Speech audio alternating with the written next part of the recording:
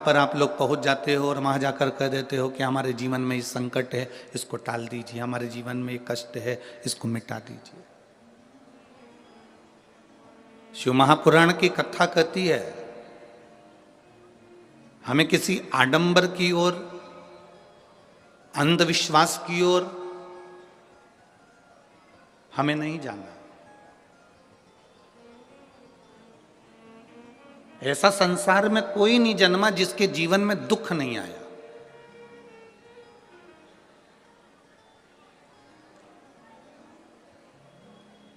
मट्टी का जो घड़ा बनकर रखा हुआ है, वो मट्टी का घड़ा अग्नि में तपता है तभी तो उसमें पानी रुकता है। अगर मट्टी के घड़े को अग्नि में नहीं तपाया जाएगा, मट्टी के घड़े को अगर अग्नि में नहीं तपाएंगे तो उसमें पानी नहीं भर सकते। वो घड़े में पानी डालोगे तो घड़ा टूट जाएगा। घड़े में अगर पानी भरना है, मट्टी के घड़े में अगर जल भरना है तो घड़े को तपना पड़ेगा।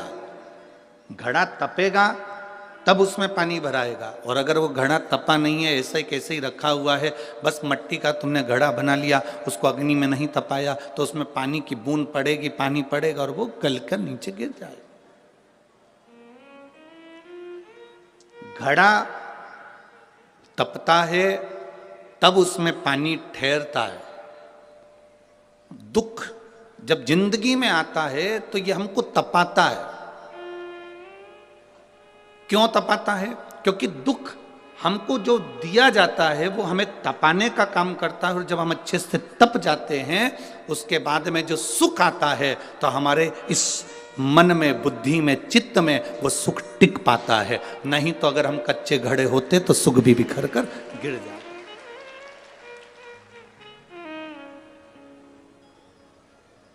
वो सुख भी समाप्त हो जाता। क्या राम जी की जिंदगी में दुख नहीं आया? क्या भगवान कृष्ण के जीवन में दुख नहीं आया?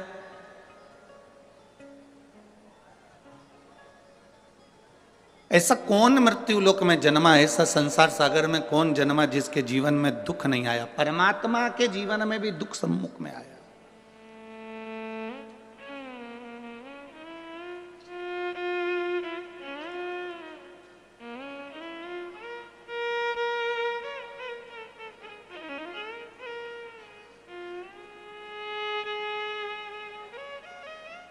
एक बात हमने बहुत पहले कथा में कही थी, आपके स्मरण में अगर होगा, जितने लोग टीवी पर कथा सुनते होंगे उनके स्मरण में होगा।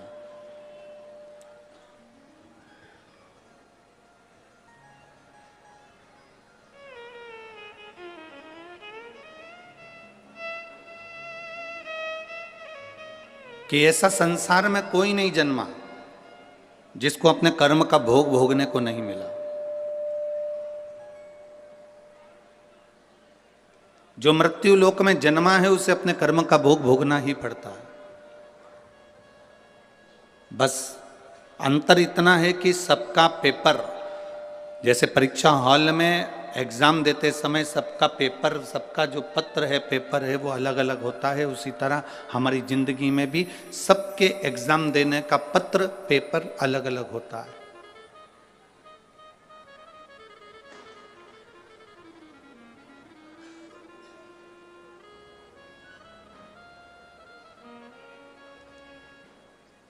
आप माता पिता की सुने ना सुने, आप गुरु की सुने ना सुने, आप भगवान को प्रणाम करें ना करें, आप मंदिर जाएं ना जाएं, आप सत्संग में जाएं ना जाएं, आप किसी गुरुवाणी को स्मरण करें ना करें, पर इतना जरूर याद रखना कि अपने कर्म का भोग मनुष्य को भोगना जरूर पड़ता है। उसको कोई नहीं टाल सकता। अब कोई कह दे कि गुरुजी हमारे जीवन में ये संकट है, हमारे जीवन में ये दुख है और हम बड़े दुखी हैं, तो तुम एक बात का स्मरण करिए, कई लोग तुम्हारे दुख के चक्कर में तुम्हारा फायदा उठाने का प्रयास करेंगे।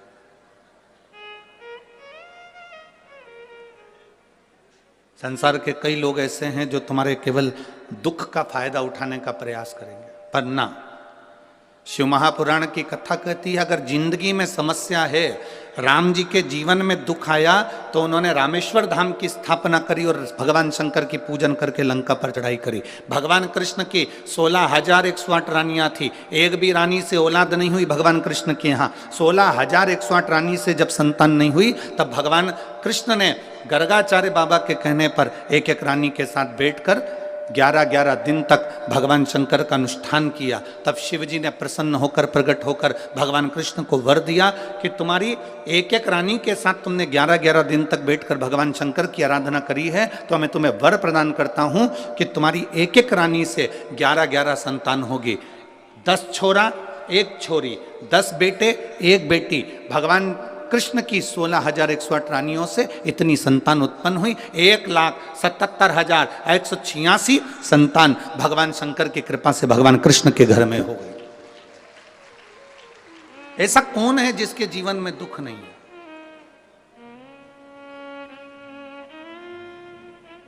ऐसा कौन है जिसके जीवन में कभी तकलीफ नहीं आई? आती है, कष्ट आता है, रोग आता है, बीमारी आती है, दुख आता है, पर